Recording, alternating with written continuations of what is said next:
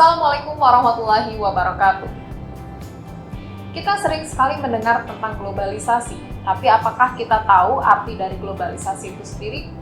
Pada video kali ini, saya akan membahas mengenai fenomena globalisasi dan juga perusahaan multinasional atau MNCs yang mungkin sering kita dengar, tapi kita tidak tahu apa itu MNCs dan juga apa dampaknya, khususnya dalam ekonomi politik.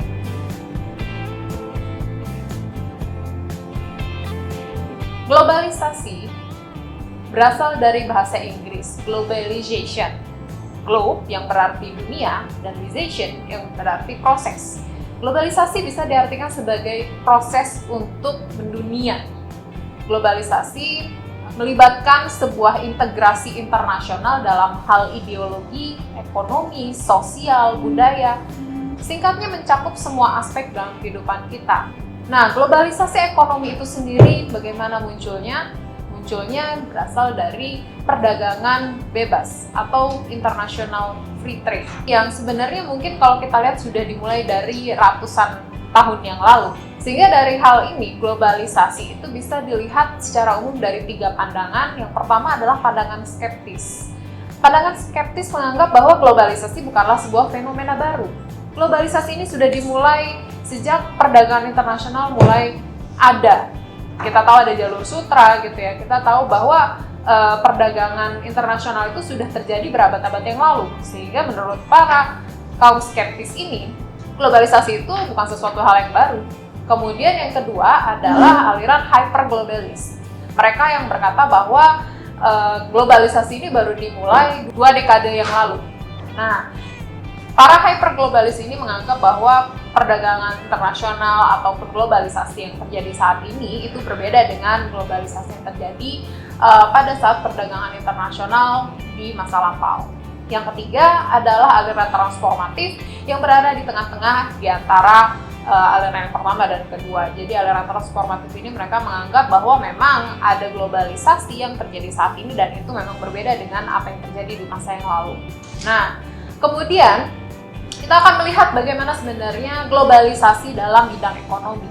Globalisasi dalam bidang ekonomi ini muncul sebagai sebuah kekuatan pasar yang sangat besar, yang terintegrasi gitu ya. Mereka mengharapkan ada satu kekuatan pasar yang itu sebenarnya pasar internasional, seperti itu. Dan kita akan melihat bagaimana dampaknya.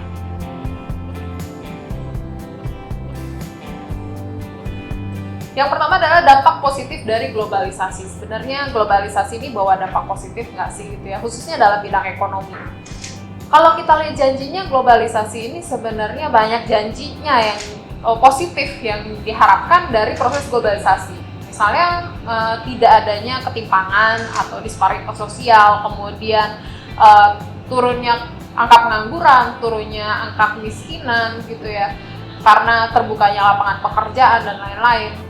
Nah, tapi terutama yang dapat kita saksikan dari proses globalisasi khususnya dalam bidang ekonomi adalah dari segi international trade tadi, di mana dengan adanya globalisasi itu membuka pasar baru, khususnya untuk barang-barang lokal, misalnya di Indonesia, untuk bisa dipasarkan di luar negeri. Yang kedua, tentunya kita lebih mudah untuk memperoleh barang atau jasa yang sebenarnya tidak bisa kita penuhi sendiri dengan hasil dari ekspor dari negara lain, sehingga itu secara kebutuhan yang ada di negara tersebut bisa terpenuhi. Namun ternyata globalisasi juga membuka suatu dampak negatif bagi negara kita, khususnya dalam bidang ekonomi. Karena apa? Karena dengan dibukanya peran globalisasi itu juga berarti bahwa kita mempersilahkan tidak hanya produk barang atau jasa dari negara lain untuk masuk ke negara kita, tapi juga sumber daya manusianya. Sehingga Indonesia tidak hanya dipenuhi oleh barang dan jasa dari negara lain, tapi juga tenaga kerja dari negara lain yang itu tentunya akan meningkatkan angka pengangguran di Indonesia. Kenapa? Karena tenaga kerja Indonesia harus bersaing dengan tenaga kerja asing. Nah, dalam proses globalisasi kita juga tidak bisa menghilangkan lembaga-lembaga keuangan internasional seperti IMF, kemudian Bank Dunia, dan juga yang fenomenal sekali adalah perusahaan multinasional, PNM, atau dalam bahasa Inggrisnya disebut dengan MNCs, Multinational Corporations. Di sini bukan MNC yang kita kenal stasiun TV ya, yang menayangkan Ipin Upin, tapi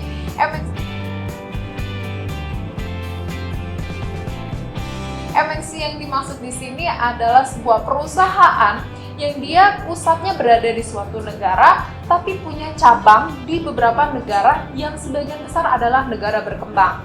Kalau di Indonesia contohnya seperti McDonald's, KFC, Allianz, Toyota, Mitsubishi, BMW, masih banyak lagi ya, you mention it, banyak sekali perusahaan-perusahaan multinasional yang mereka sudah punya cabang di Indonesia. Indonesia ini penduduknya sangat konsumtif, tingkat konsumerismenya sangat tinggi, sehingga perusahaan MNC di Indonesia cenderung mereka suka mendirikan cabang di Indonesia gitu ya. Tujuannya apa? Namanya perusahaan, tujuannya adalah profit ya. Mereka ingin memaksimalkan profit, menurunkan tingkat resiko gitu kan, dan juga memperluas pasar, khususnya ke negara-negara berkembang.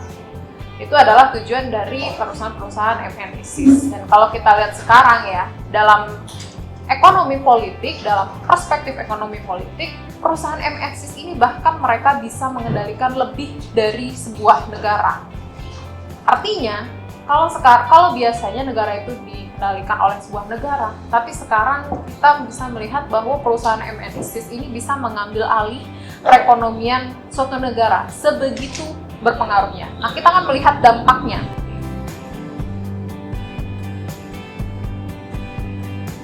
Kita lihat dari dampak positifnya. Perusahaan MNCs terutama mereka adalah yang pertama penyedia barang atau jasa yang dibutuhkan oleh masyarakat. Tadi saya katakan bahwa dengan proses globalisasi, kita sebagai sebuah negara itu bisa terpenuhi barang dan jasa yang dibutuhkan yang tidak bisa kita produksi sendiri. Perusahaan MNCs juga dalam hal ini, mereka bisa mengembangkan produk-produk yang tidak bisa dikembangkan secara lokal. Tentunya dengan teknologi yang cukup maju. Yang kedua adalah menurunkan tingkat pengangguran. Karena apa? Karena perusahaan MNCs yang ada di negara-negara, yang cabangnya ada di berbagai negara itu bisa menyerap tenaga kerja, gitu ya. Mereka membutuhkan tenaga kerja untuk bisa bekerja di perusahaan. Yang ketiga tentunya, walaupun mereka berorientasi pada profit, tapi mereka turut menyumbang pada pembangunan negara. Karena tadi daya beli masyarakat akhirnya semakin tinggi dengan turunnya tingkat pengangguran dalam suatu negara. Dan juga dampak positif yang keempat adalah perusahaan MNCs. Mereka tidak hanya bawa orang, mereka nggak cuma bawa staf ahli dari sana, tapi juga mereka bawa teknologi yang itu sebenarnya bisa membantu meningkatkan kualitas produk atau kualitas manajerial dari perusahaan-perusahaan lokal. Nah, itu tadi dampak positifnya, tampak indah ya. Dari perusahaan MNCs, kita welcome aja nih sama perusahaan MNCs. Apalagi yang paling utama adalah dampak kelimanya, mereka bisa menyumbang pada devisa negara dengan adanya investasi asing. Nah, sekarang kita akan melihat dampak negatifnya. Dampak negatifnya, kita kembali kepada tujuan dari MNCs itu sendiri. MNC tujuan utamanya adalah untuk profit oriented ya, profit maximization. Mereka bagaimanapun akan berupaya untuk meningkatkan profit. Sehingga dengan begitu, mereka cenderung kurang memperhatikan adanya sumber daya alam bagaimana. Sebenarnya mereka juga tidak ada pemikiran untuk membangun perekonomian suatu negara, itu adalah dampak secara tidak langsung ya. Tapi mereka tetap berorientasi pada profit tadi. Dan satu fakta yang mencengangkan bahwa kalau kita bilang bahwa perusahaan MNCs itu katanya bisa menyerap tenaga kerja, faktanya dari 6.000 MNCs yang ada di dunia ini menyerap kurang dari 1% tenaga kerja yang ada di dunia. Jadi mereka cenderung menggunakan teknologi yang bersifat itu tidak dikendalikan oleh manusia gitu ya. Jadi tidak menyerap banyak tenaga kerja dan ini sangat disayangkan. Sehingga banyak perusahaan MNCs yang kemudian mereka karena saking tingginya ketergantungan terhadap MNCs, mereka juga bisa mengendalikan kebijakan politik dan ekonomi dalam suatu negara, dan inilah yang mungkin terjadi di sebagian besar negara berkembang, salah satunya adalah Indonesia. Demikian yang bisa saya sampaikan. Kita lanjut dalam forum diskusi. Terima kasih. Wassalamualaikum warahmatullahi wabarakatuh.